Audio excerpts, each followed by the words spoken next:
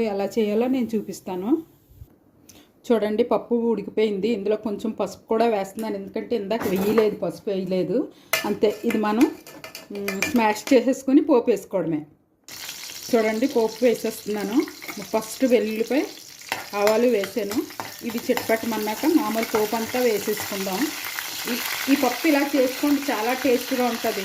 ఎందుకంటే ఇంకేమీ కలవు కదా, వెల్లుల్లిపాయ వేయడం వల్ల మంచి టేస్ట్.